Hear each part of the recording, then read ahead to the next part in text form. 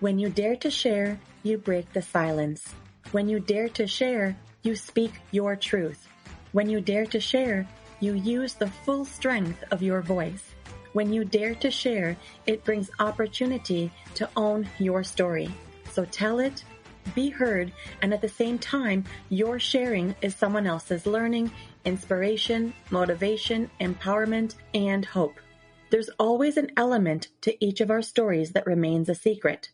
For some, we feel it's a dirty little secret.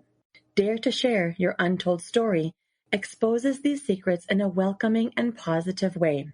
I encourage each of you out there to dare yourself to share what is yours to tell. When we dare, it is the courage to do something really important.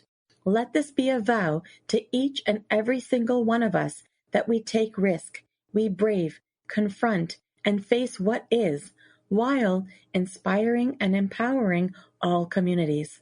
So let's break that silence and tap into mental beauty. This is Salima Jadavji, your podcast host, a practicing social worker, and your mental wellness connoisseur. Welcome to the Dare to Share Your Untold Story podcast, episode number 133, part 2, The Unexpected End of an Era, Laying Her to Rest. To all my fellow listeners, before we get started, I'm just dropping in a note to give you a heads up that this podcast might be emotionally triggering for you. We do invite guests onto the show who share openly about extremely difficult life moments with exposure and impact of what the struggles have been like. The intensity of each episode could have a variable impact on your emotional and mental well-being based on your own personal story. If at any point the topic becomes uncomfortable or upsetting to you in any way, please do not pressure yourself to listen. Instead, be kind to yourself, do some self-care, and perhaps give another episode a try. Today, I have the pleasure of introducing our courageous and daring Rishma Govani once more, who has come back to witness alongside me this completion and farewell of the Dare to Share Your Untold Story podcast. In this final episode, Rishma shows up to help guide the process as the podcast unfolds into its finality. And she's going to take it away right from this point. In this final episode, I'll tap into the last untold story to be shared in this space, and the last time I'll share my own untold story on this platform. Okay, Rishma, welcome again, and I can't thank you enough for taking yet another portion of your time to be here with me, standing right here with me in this space, here and held. I can't thank you enough. Thank you, Salima, and welcome, Salima, to your own podcast. Welcome to the final episode 133, 133. Wow. 133, that's right. So before we go any further, even though this is your own podcast and this hasn't happened before, I want to honor you and give you that proper welcome, the way you've done for each and every one of your guests who has been held in this space by you. Salima is a therapist, a mental health and wellness specialist, and the founder of Dare to Heal, a clinical practice and platform rooted in helping people reconnect with themselves in honest, compassionate ways.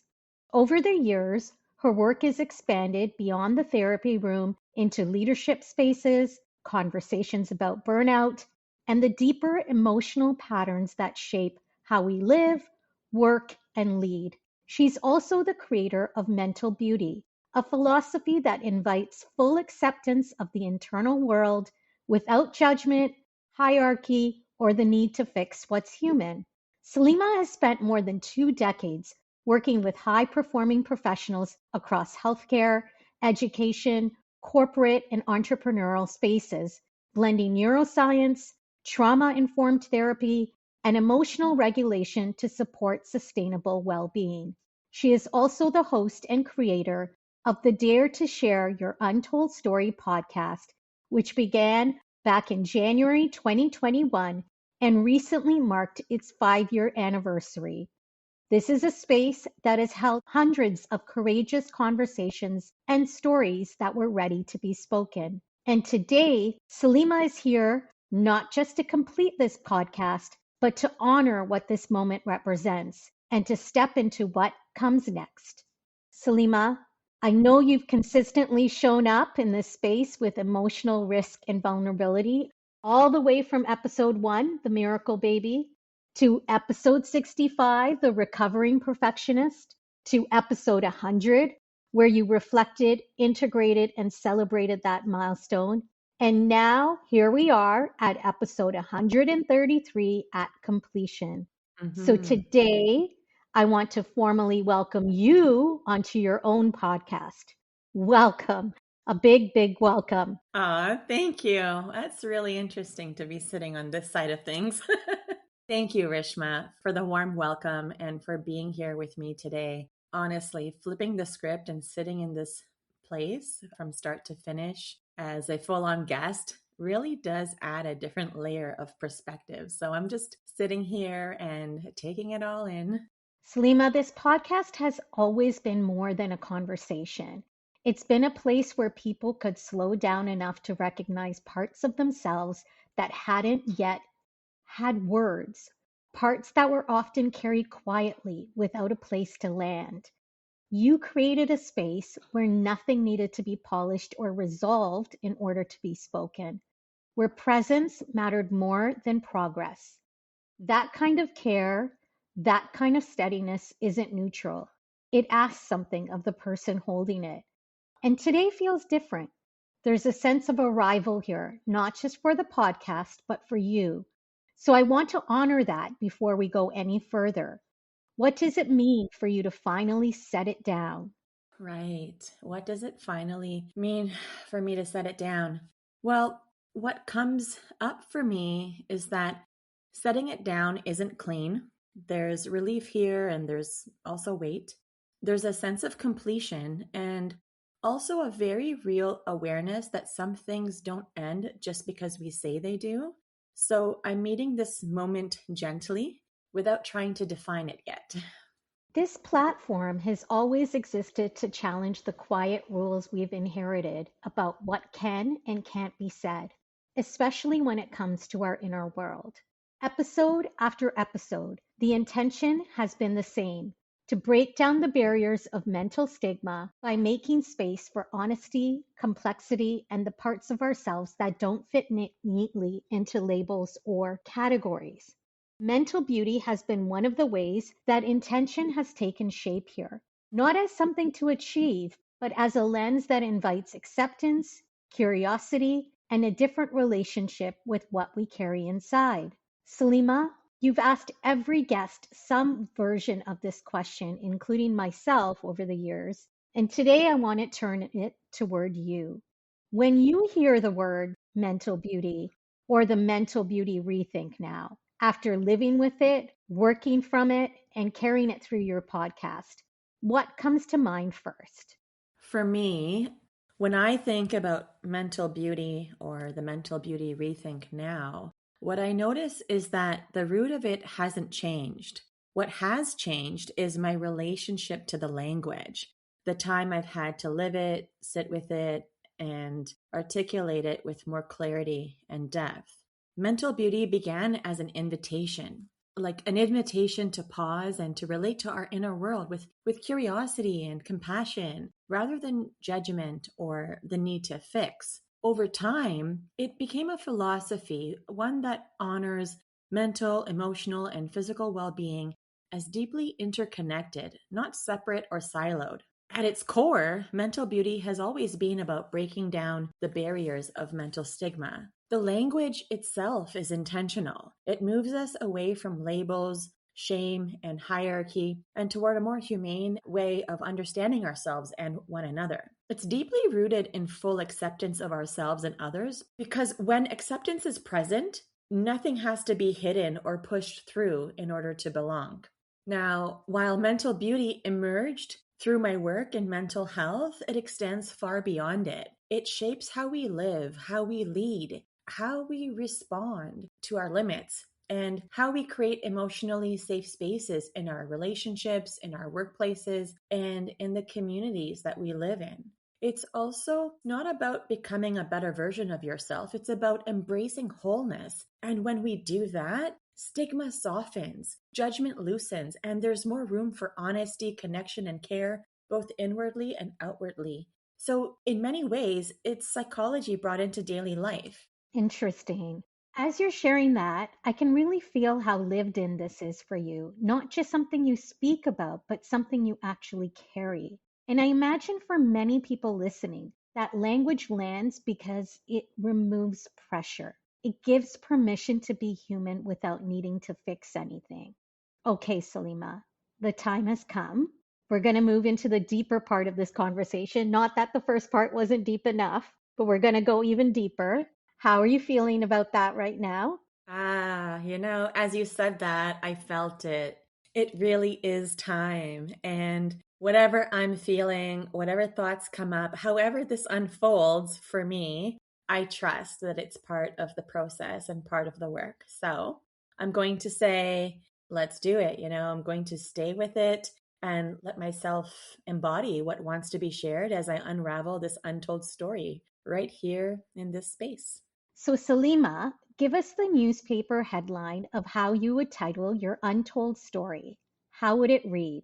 My headline would be Sacred Storage Gently Unveiled. Sacred Storage Gently Unveiled. Please say it one more time. Sacred Storage Gently Unveiled. So, please touch on what that means for you. Of course. What that means for me is that there are things we carry that aren't meant for immediate sharing, not because of shame, but because of sanctity. There is a story that mattered enough to be held quietly until it could be shared with care. Thank you for naming that so carefully. That gives us a deep sense of how this story has been held. And with that context in place, I want to gently invite you and those listening into the story itself. Can you tell us what your untold story is about, beginning with the who, the what, the when, the where, and the main themes? Yeah, it's time we unpack that. So, what I can say to start is that this story doesn't begin in the hospital. It begins with the loss already in motion, with my grandmother's passing and a quiet knowing in my body that something else was unfolding at the same time. I didn't have language for it yet. I just knew that something wasn't settling, something just wasn't right, and nothing I could pinpoint. After my grandmother's passing, grief was already present, and my mother was in a period of recovery from an unrelated medical issue that she had been undergoing earlier in the year, and she had been making a really great comeback. So she wasn't in crisis or hospitalized. She was really regaining her strength, still healing, still having weakness, rehabilitating, but certainly she was having better days. And in the days following my grandmother's funeral, what I noticed is that my mother's communication felt different. It wasn't alarming. She was responsive. She was just slower, really saying less. Her tone, whether it was by text messages or a phone call, that carried more than her words did, this tone that I was picking up on. And I knew she was grieving. I knew she was still healing physically, but something in me kept registering, or I guess it was just detecting, like it was a radar of some kind, something detecting that something is off. It's an odd feeling. I really couldn't put words to it. And I also couldn't shake it off. And just hours after my flight back into town from the funeral, in the early hours of the morning, my mother was taken to hospital by ambulance. Now, what stayed with me wasn't just that she had been taken in. It was that I didn't know until sometime later. You see, I'm usually the one coordinating her medical care, asking the questions, doing the following up, dealing with emergencies. And so learning afterward that this had happened without me being called, that felt off. Now, I did see her the next day in the hospital. She was in a small space with other family members around. Everything felt compressed. I mean, time, attention, conversation. There was so much I wanted to ask her, so much I wanted to share about the ceremonies that I had just come back from, but there wasn't space for that yet, not physically and certainly not emotionally. So I just stayed present. I checked in. I tried to read what she needed in the moment to show her unconditional love. And over the days that followed, she remained in the hospital. And then things began to shift, Rishma. It began to shift for me, for my mom, for the medical team, essentially for everyone involved. And when you say things began to shift, can you share what happened? Is there a particular moment that stands out for you right now? Yeah. Yeah. So that same morning, I had a video call with my mom. She'd called me really early in the morning. I wasn't expecting it. I had tried her the night before and I wasn't able to reach her. So in that video call, we had a good conversation. It was very brief, but it felt comforting. And then suddenly, hearing firsthand the excruciating pain she was in, which she just briefly expressed it, but when I heard it, this confirmed what my body already knew. And this wasn't something to dismiss. Now, I just want to say, like, my mom has a very high pain tolerance, and she had been through so many different things in her life, health wise, and she tolerates pain and she stays quiet. So the fact that I heard this pain expression, like I actually heard that discomfort out loud, it was more than rattling for me. Now, not long after that, I was contacted by the doctor caring for my mother in the hospital. And early in the conversation, she asked if I had spoken to my father the night before. And I told her I had, that he'd shared what he could with me from the conversation the two of them had, but that he was overwhelmed and I needed to understand directly from her, the doctor, like from herself, what was happening. So she paused and then said, Salima, we can get into all of that, but those details have become secondary. What I'm about to tell you is the information I have in front of me right now, as of a few minutes ago. So that was the moment everything shifted for me. So the doctor explained that what they were seeing from the most recent diagnostics that happened just minutes prior to the phone call to me was that they were seeing required urgent intervention, emergent surgery. She named risks, uncertainty, mortality rates for this type of health development and surgery itself. She told me this could not wait. She told me that surgery could happen anytime within the next 2 hours to before midnight. And then she says, if there's anyone who needs to be here, now is the time to call them. And I suggest you get yourself here too. So we all arrived at the hospital before everything accelerated. We were given some time with my mom. And so, this was really difficult because she began asking each of us for forgiveness. Like I just entered the room and she just looked at me with her most tender eyes and she says, I'm so sorry. I've troubled you so much in your life. Please forgive me. Please forgive me. And, she was apologizing for being a burden and repeating it again and again, especially to me. No matter how much I reassured her, and she kept returning to it. And at one point, I asked her for forgiveness too. And during that time, we were all together. She shared small pieces of wisdom, practical, life level things, the kind that feel ordinary until you realize how much they carry. I also met the surgeon and the ICU physician and the team that would be caring for my mom afterward. I learned quietly through my father that he had been told my mother had a 50-50 chance of survival. And then I learned that she had a do not resuscitate order in place that she was clear about. So I'm taking all of this in. I was calm, really calm, but I also couldn't stop crying. Not aloud, not loudly, just continuously, tears that didn't interrupt what needed to be done, but they also didn't stop. Just before she was taken into surgery, the surgeon looked at me, and at this point it was just my father and myself and my mom. He looked at me and he said he was going to give my mother the very best he possibly could. He reassured us that he was going to be aggressive, he would pull out all the stops, but that he would not be cruel. He wouldn't push her beyond what her body could tolerate. And then she was taken in. Now, fast forward, my mother, she survived the surgery, and that alone felt monumental. But everything remained critical. Nothing was guaranteed.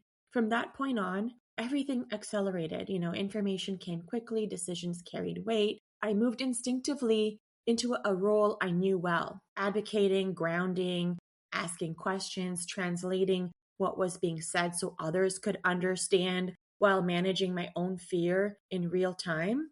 So I'm the youngest of three. the only daughter. And in that moment, I needed to stay steady, not because I wasn't afraid, but because I could also see that everyone else, too, like everyone around me, was also holding so much. There was no room to collapse, only room to breathe, listen, and act. What followed was waiting, structured clinical waiting.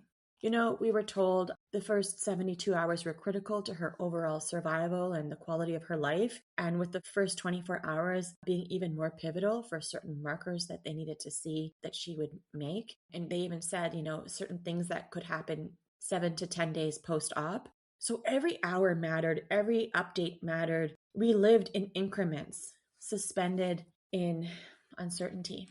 Oh, Salima, what was it like to live inside that waiting, knowing everything hinged on those hours?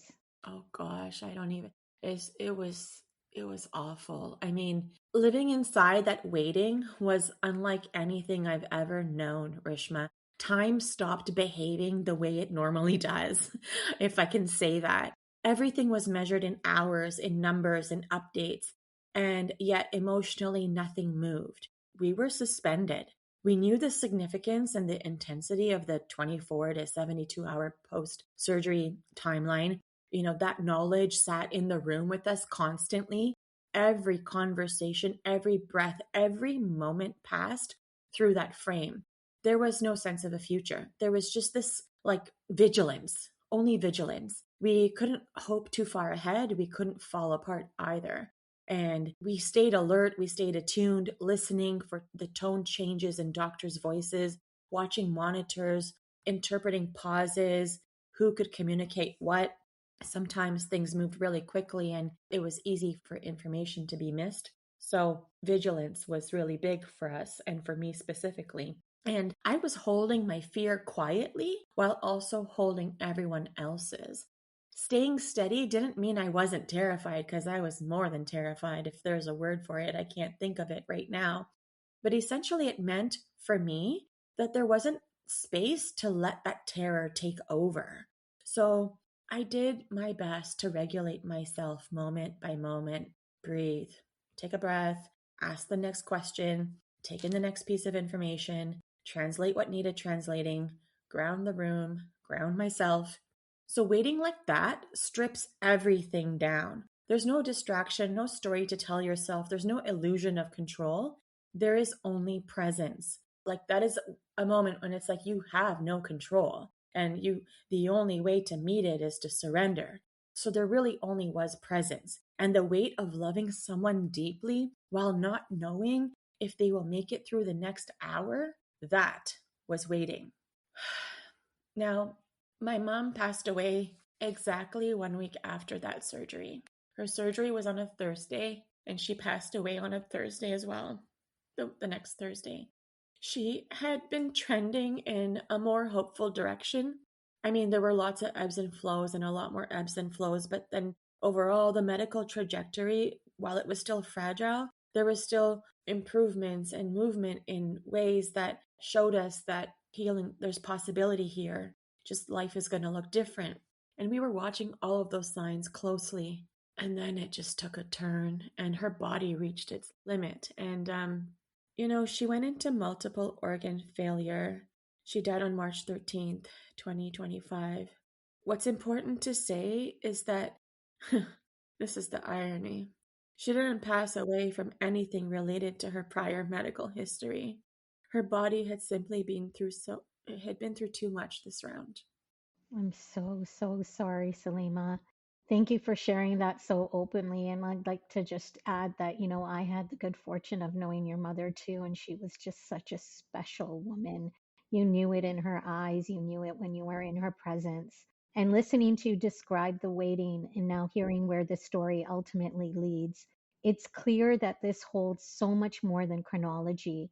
Your episode title and then the headline you chose point to something deeper meaning, lineage, and timing. Can you help us understand how all of this connects for you? Yes, I can.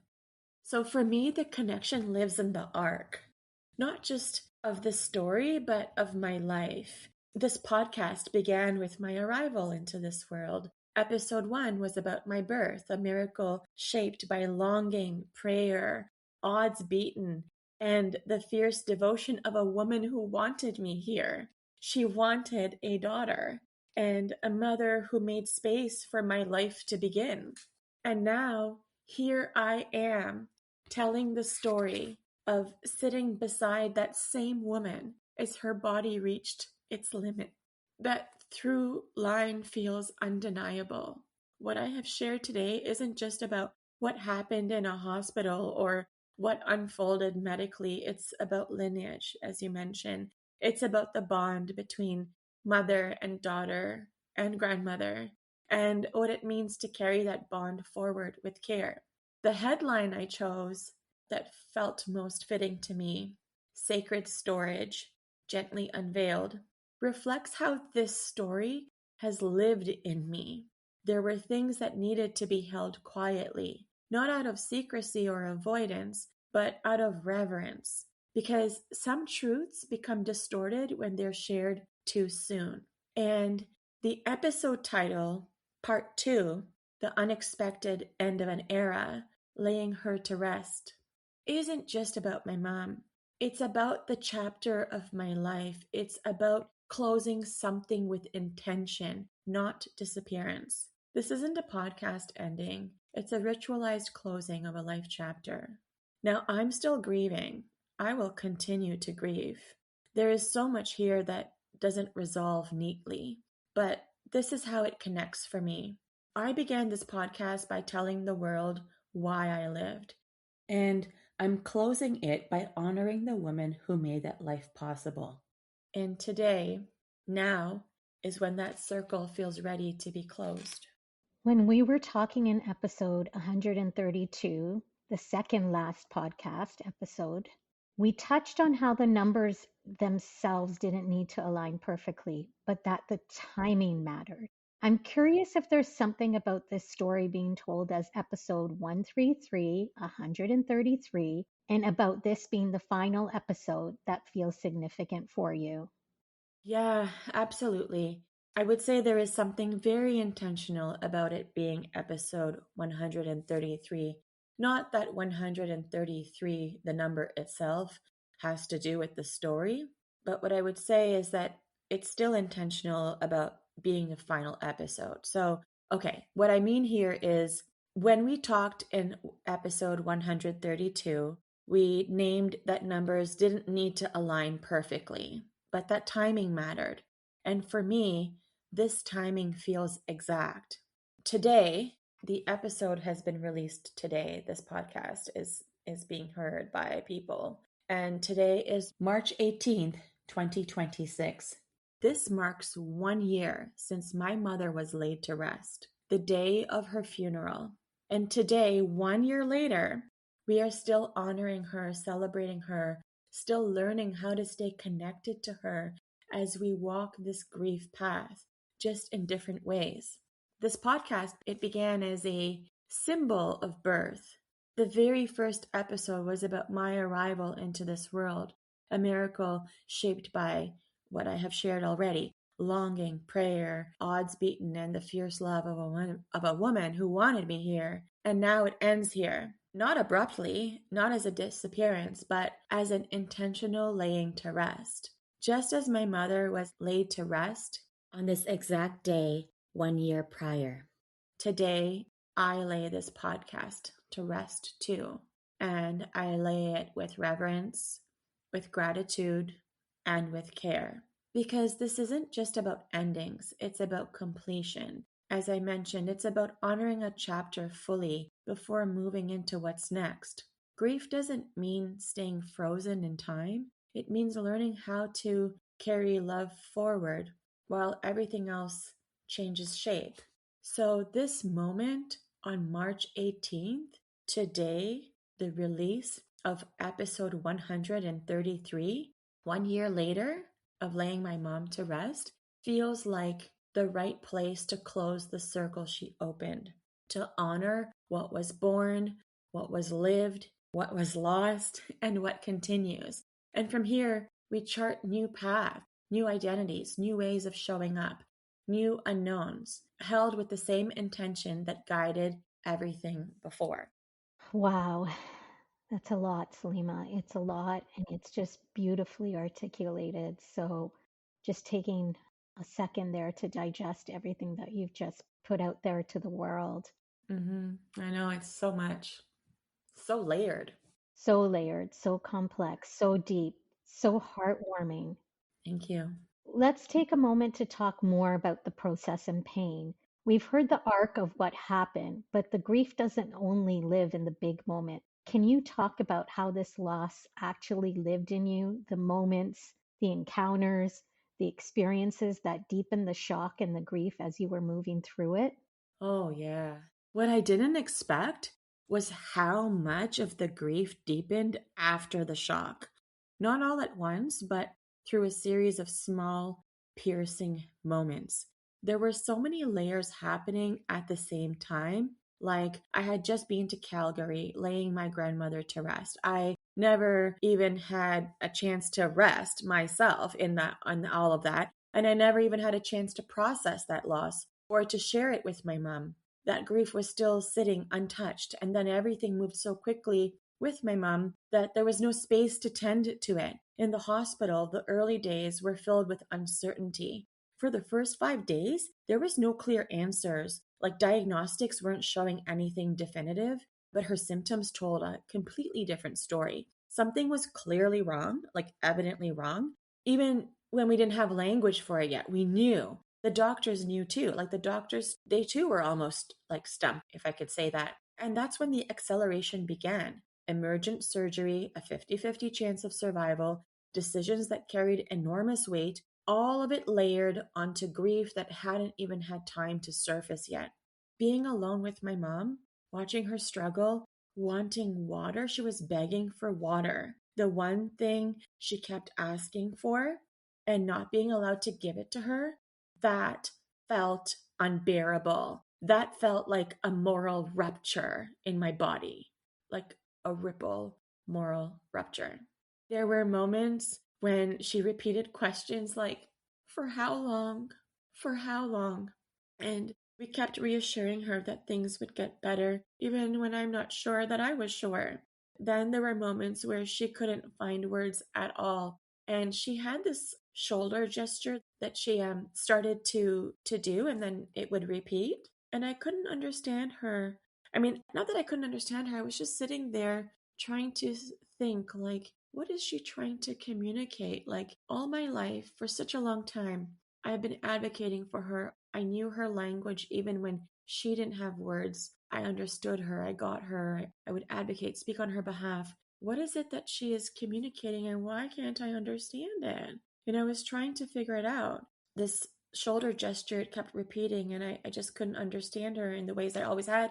And I didn't even know what she was taking in. And there's just so many different things going on in my mind. And that shook me deeply, because I've always been her advocate, like I said, and I could read her when others couldn't. And the night before she passed, when I finally realized that gesture, because I was sitting with her by myself, people were outside the room, and it just suddenly a surge of understanding came over me. I realized, I was like, oh, she's asking for how long? Because when she was verbalizing for how long, that was her shoulder move. It's the same movement. And everything shifted again for me. And I told her, not too long, Mom, not too long. And then came the reckoning of what that actually meant. Because before, when she was asking for how long, she wanted to go home. But I realized that now she was ready for her spiritual journey. The hardest impact for me was arriving at that place, not the place of recognizing that she's ready for her spiritual journey, but what came next. And the hardest impact for me was arriving at the place where I had to ask that most difficult question. I don't know if you can say that for certainty, but it was an incredibly difficult question. A question I would never want to ask or ever have anyone be in a position to have to be able to ask. And that question was whether the course of actions that were being offered to my mom were helping her anymore the way they had been, or if we were now prolonging her suffering and the inevitable. That was a really hard question to ask.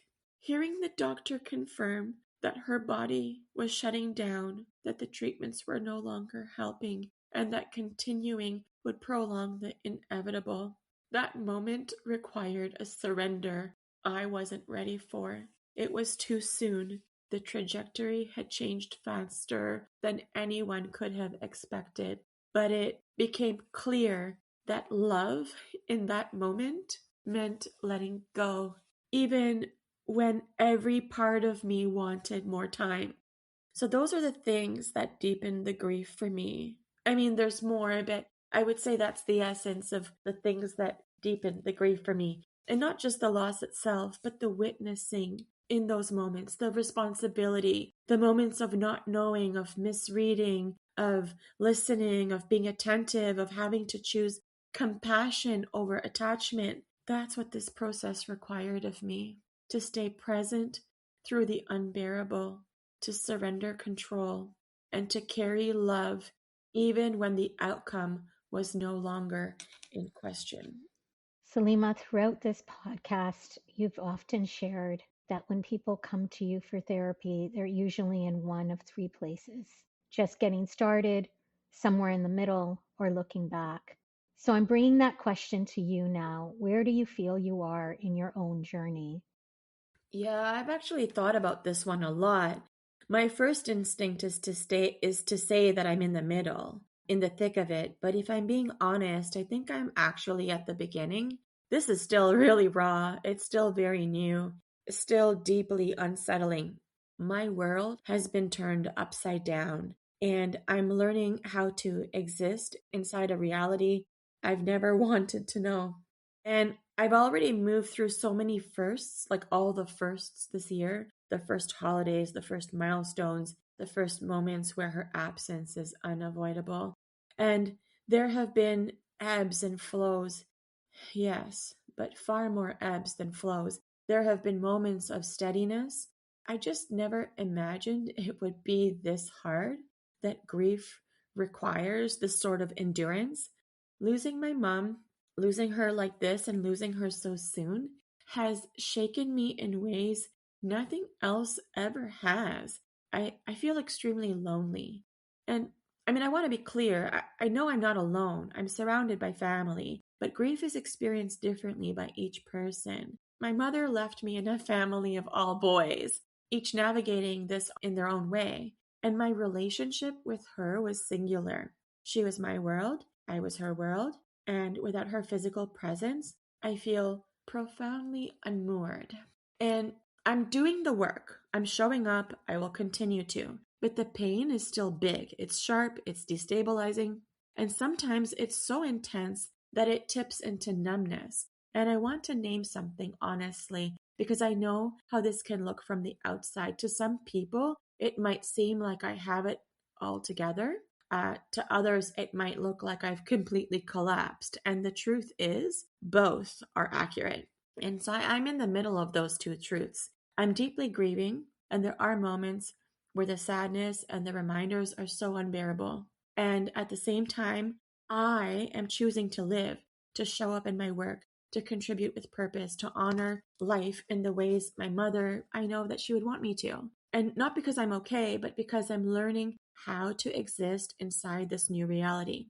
And I think that tension between functioning and falling apart is where a lot of grief actually lives. People often talk about grief in ways that don't resonate for me. Phrases I hear all the time are like, grief becomes your friend, or you learn to live with it. I understand what people are trying to say. I know they don't mean forgetting or loving less, but that language does not fit for where I am at. And what I do know is that people who eventually say they're looking back don't mean the pain is gone. They mean life has slowly grown around it. Familiarity forms, a way of living returns. And so for me, I'm not there yet. And even though I've known grief before, like I've known grief quite well before, even though I've walked alongside many losses in my life and in my clinical work, nothing prepared me for this. Nothing prepared me for losing my mother. This grief has taught me humility. It's reminded me that wisdom doesn't protect you from pain. It just helps you stay present inside of it. So if I had to answer this question honestly, I am at the beginning, learning how to breathe in a world that no longer looks the same. And that's where I'm standing today. Wow, you just are so eloquent and so on the ball, on the money. Exactly how I feel is the way you describe grief. And you've spoken so honestly about being at the beginning. When you imagine movement in grief, not resolution, not closure, what do you think would signal that something has shifted for you? I don't think movement for me will look like grief getting smaller or quieter. I don't imagine a moment where I suddenly feel better or where the pain disappears and I can place it neatly in the past. If there is a shift, I think it will show up in much subtler ways. It might be the day I can feel her absence without my entire body bracing at the same time, or a moment where I can hold love and loss together without one canceling out the other. I think I'll know there's movement when the grief no longer feels like it's constantly knocking the air out of me, when it still hurts, but I'm not fighting for breath inside. Right now, so much of my energy goes into orienting myself, waking up, and remembering this is real, steadying myself through reminders, recalibrating my nervous system again and again. So, a shift might look like needing to do a little less, not because the loss matters less, but because my system has learned how to live alongside it. I think movement will also show up in how I relate to her presence, not just her absence. When I can feel her with me without immediately collapsing into what's missing. When memory becomes something I can rest inside instead of something that pulls me under. And maybe, most honestly, I'll know there's movement when I stop measuring myself against where I think I should be, when I can trust that wherever I am in this process is still an expression of love. So I'm not watching for the finish line. I'm listening for moments of integration, for signs that my body is learning a new rhythm, one that still carries her, just in a different way. That's what movement would mean to me. Again, Salima, thank you for sharing that so well, so honestly. I can really feel how present and alive this is for you. I think the audience can feel that too, without you trying to make meaning out of it too quickly. And I want to stay with that for a moment and then gently shift us into the next part of the conversation. So, as you reflect on this journey and knowing you're still very, very much inside the grief, is there anything you can name that you can hold with gratitude, even if it's small or unexpected? Uh, at this point in time, gratitude isn't something I can speak about in a way, in like a wide or abstract way, at least not right now. Losing my mother has been consuming, and I'm still very much inside the grief of it. What I can share is one moment from the hospital that has stayed with me. On the last morning with my mom, I met a nurse named Grace. She was assigned to my mom during a shift change. And I want to say every single nurse who cared for my mom in the ICU was attentive. My mom had 2-to-1 care. Overall, her medical care was super strong. But Grace was different. She was kind, calm. She had a soothing presence. She was patient, generous with her time. She really lived up to her name. She was graceful. She encouraged me to ask questions. She told me to take notes during rounds and to come back to her rather, with anything that I didn't understand. And she followed up proactively asking me, what did you write down? Do you have questions? How can I help? How can I support you? She treated my mother with such dignity. There was a calm confidence in her presence. I sensed that she wasn't just doing her job, but she was serving my mother with real care. And at one point, I learned she was only like something close to 25 years old, and I was in awe of her poise, her steadiness, how grounding she was, not just for my mom, but for our entire family. I could feel it. And later that day, after my mom had passed, and when my mom had begun her spiritual journey, We stayed with her in that space for over an hour. I probably would have stayed longer. My dad and I were the last. And then my father was at the doorway and he was telling me we need to go. And I didn't want to leave. I couldn't leave.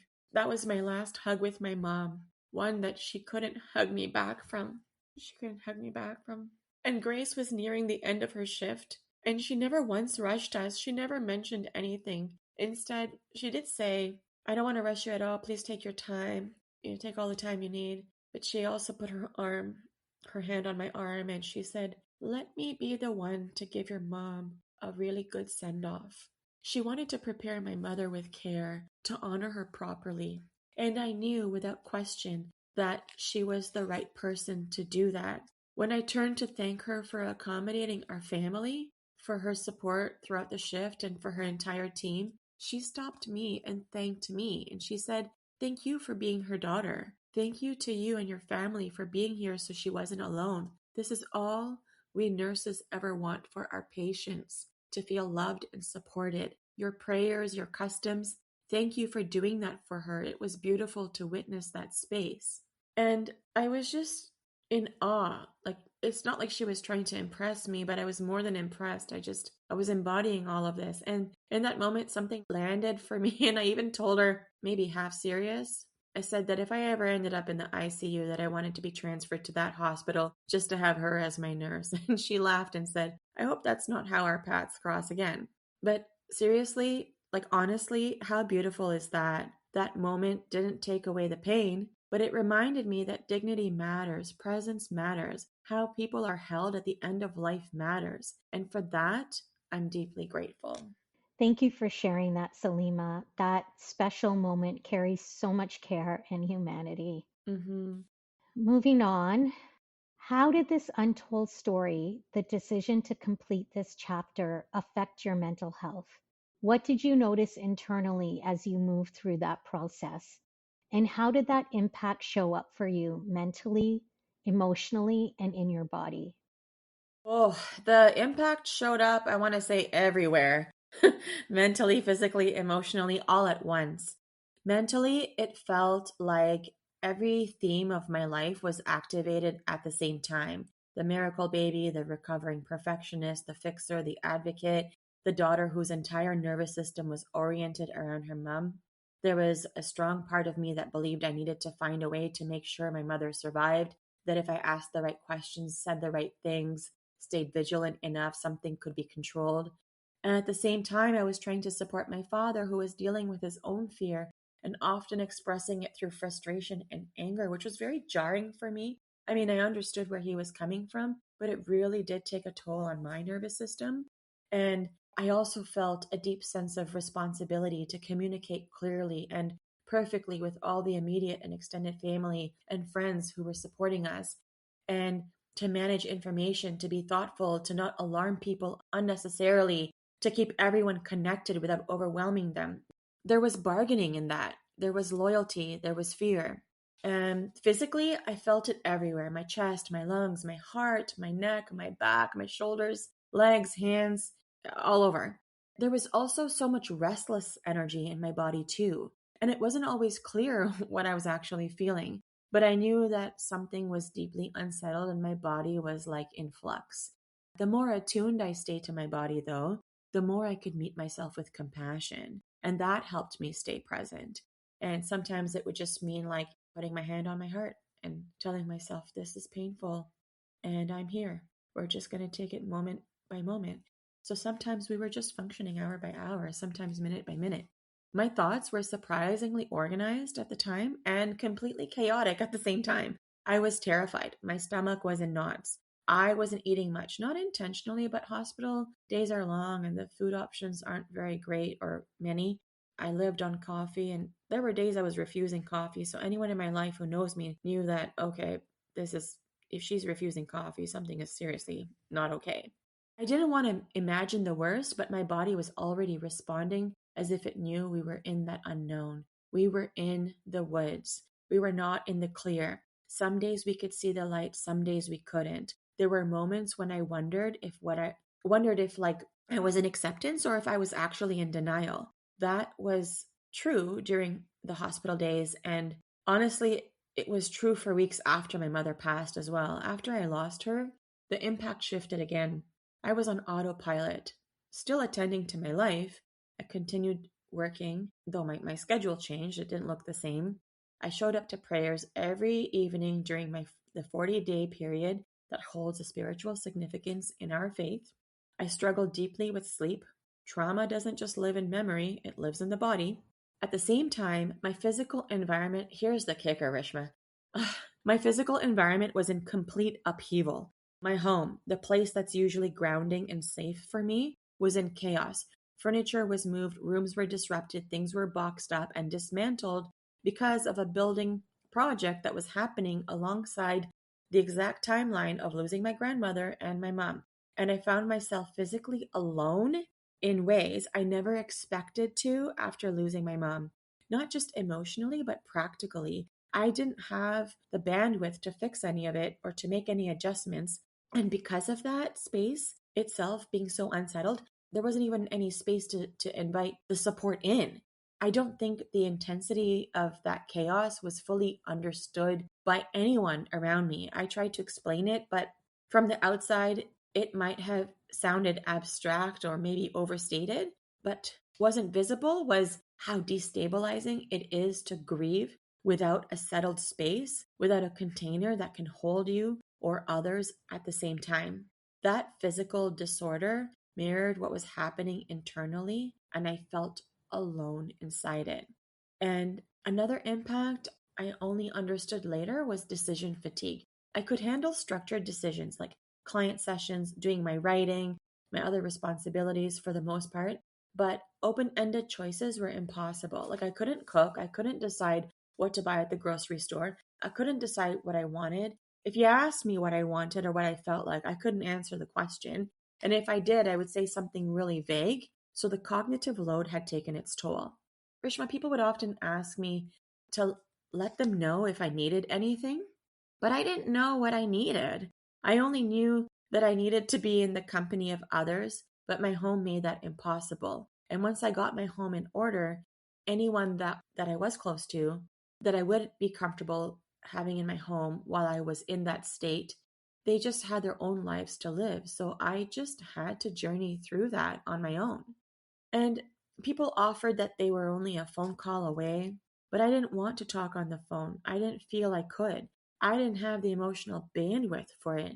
And those that I did speak to, immediately it swung into them wanting to fix my feelings kind of talk. And that felt dismissive or telling me that my mother was in a better place. Yes, I know she's in a better place.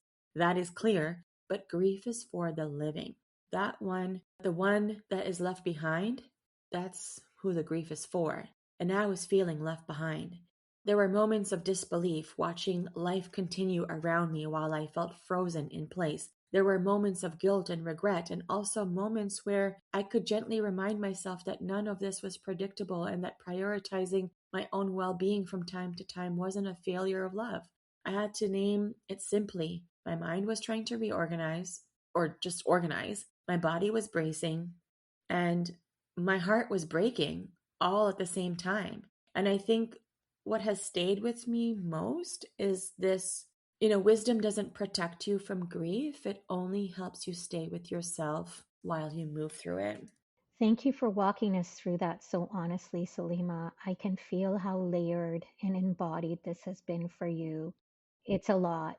And I just want to thank you for being there and talking us through this so passionately. Salima, what is your key message to the listeners of the show? What do you want them to know? If there's one thing I want listeners to take with them, it's this: time is precious. And not in a cliche way, in a values way. Take time to really look at how you're spending your time, what you're giving your energy to, and whether it's actually aligned with what matters most to you in the bigger picture of your life. If someone you love is grieving, I want to say this gently but clearly. Less, let me know if you need anything, and more, just showing up.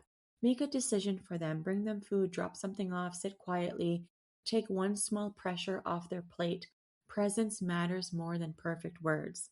I'll also repeat what I've said throughout the life of this podcast, as well as inside my therapy practice. because it still holds. Get comfortably uncomfortable. Do it perfectly imperfect. Trust the process. Connect with yourself. Connect honestly with your emotions. Allow yourself to express what's true without malice, without suppression either. And I want to add to this because it feels important. Not everything needs to be shared right away. Some truths need time. Some stories need to be lived before they are told. That doesn't mean you're hiding, it means you're honoring what's sacred. You don't need the right words to matter. You don't need to fix anything. You need presence. You need willingness. You need to stay. Strength isn't how well you hold it together. Sometimes strength is letting life touch you and staying. And finally, you're allowed to change after what you've lived through. You're allowed to outgrow versions of yourself that once kept you safe. You don't owe anyone continuity if it costs you your truth. And I think it's important to remember to care for what's sacred, including yourself. Let your life reflect what matters, not what's expected. Stay honest with yourself, even when it's uncomfortable. We heal in presence, not perfection. We heal in presence, not in perfection. I love that. Thank you for sharing that. There's so much there to hold. Salima, you've reflected on what this podcast has come to hold, how it shaped you, and the kind of depth it's made possible. I'm curious, is there something that's game changing for you through this journey? Something that feels like a guiding truth you're carrying forward?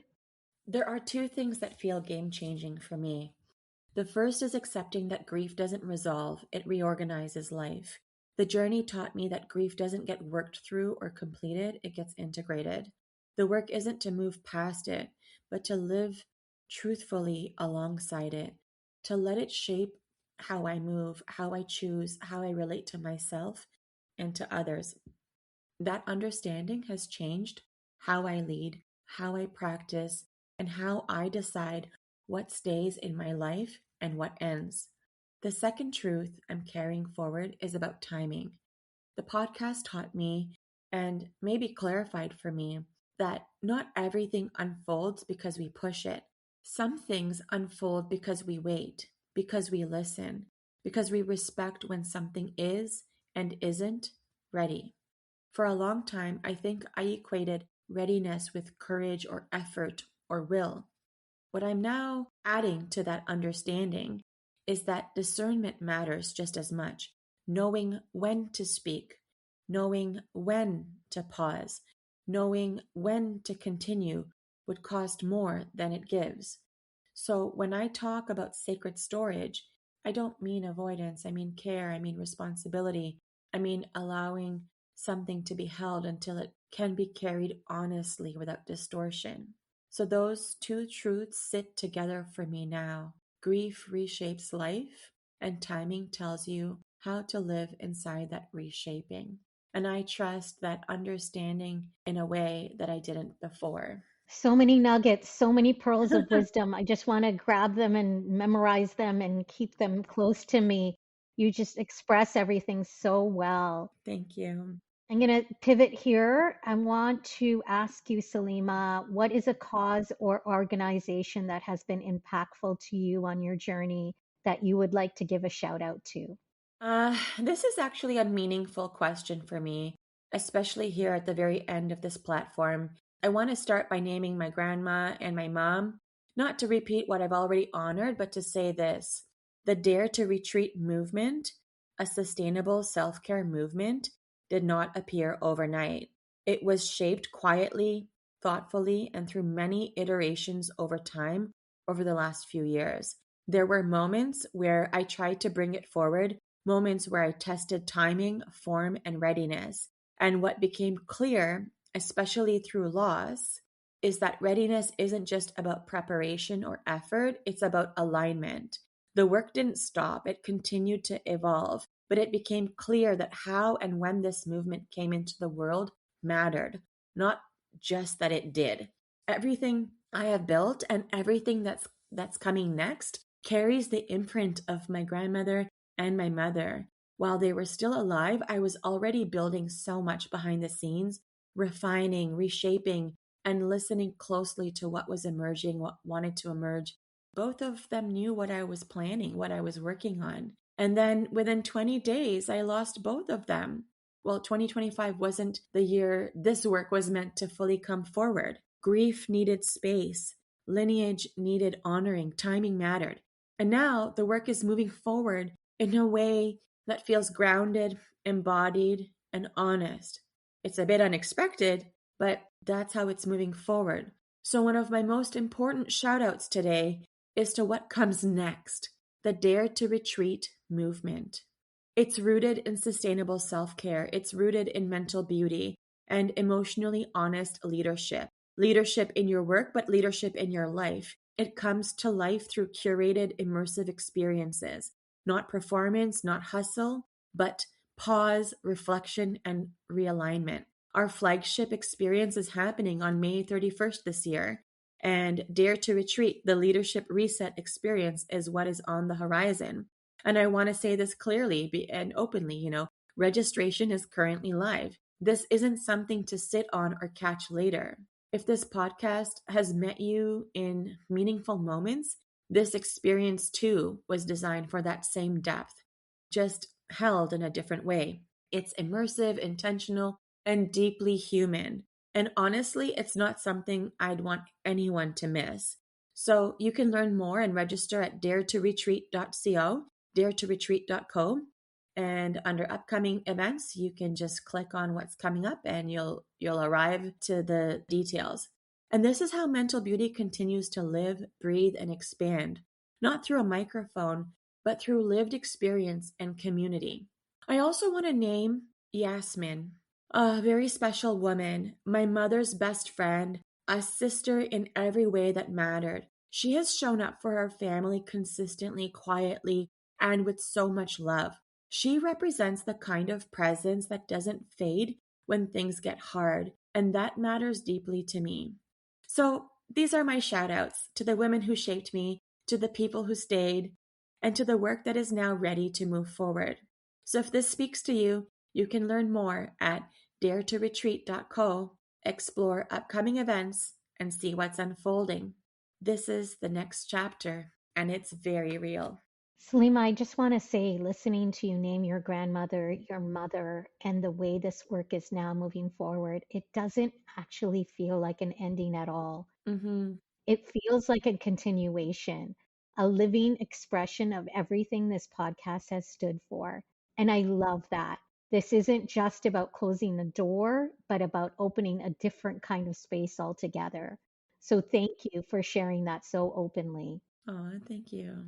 As this podcast comes to a close, if people feel connected to you and the work you're bringing forward, how can they stay connected with you and what's unfolding next? Yeah, so as the podcast comes to a close, if you'd like to stay connected with me and what's unfolding next, there's a few ways to do that. My work primarily lives at daretoheal.co. That's the best place to explore all the services that I offer, all the events on the horizon, reflections, offerings, future spaces as they emerge.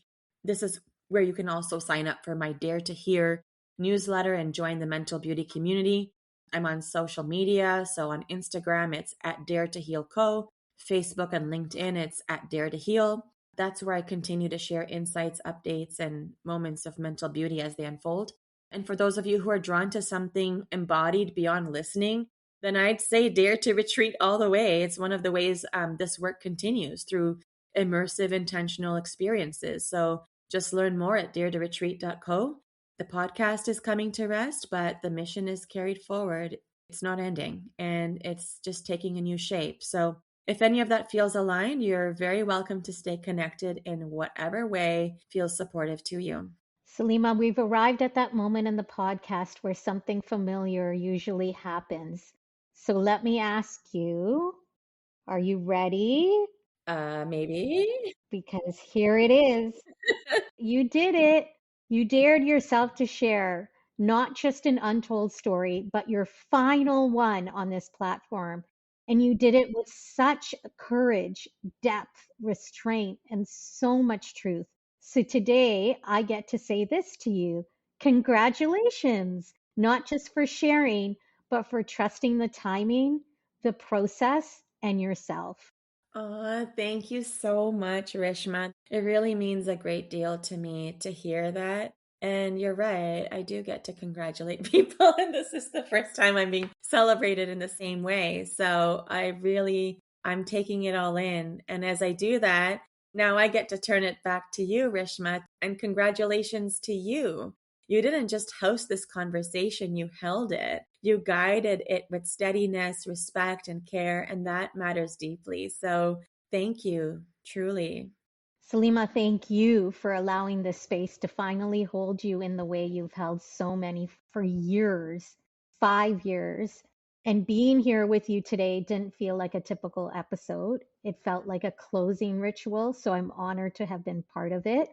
And I want to name something that hasn't been named yet. This podcast, Dare to Share Your Untold Story, has mattered. It has shaped conversations. It has opened doors. It has given people language where there was once silence. And today, I want to congratulate you, not just for this episode, but for what this podcast has become and for how intentionally you are completing it. It has been an honor to witness your story and to be here for this moment of completion. So thank you for your courage. Thank you for your depth. And thank you for your every act of daring and sharing along the way. Wow.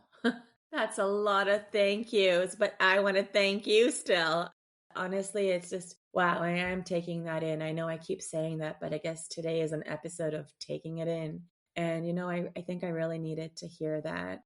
After hearing all of that, this moment feels like completion also. The kind that honors where something came from, what it carried, and why it's being set down now. I'm so honored to have been part of this journey. Thank you so much for having me. Thank you. And to everyone who has listened, shared, reflected, and trusted this space over the years, thank you. Thank you for being part of Dare to Share Your Untold Story. Thank you for helping to break down the barriers of mental stigma.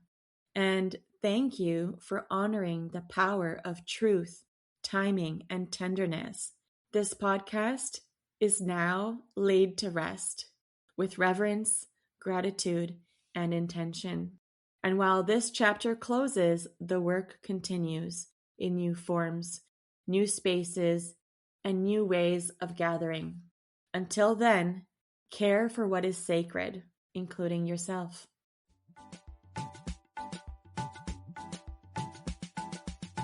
To all of our listeners, if you like what you've been hearing on this podcast and you want to be part of breaking down barriers of mental stigma, I invite you to go wherever you are listening to the episode and hit subscribe. Leave us a comment or a review of the episode and maybe how you relate to it.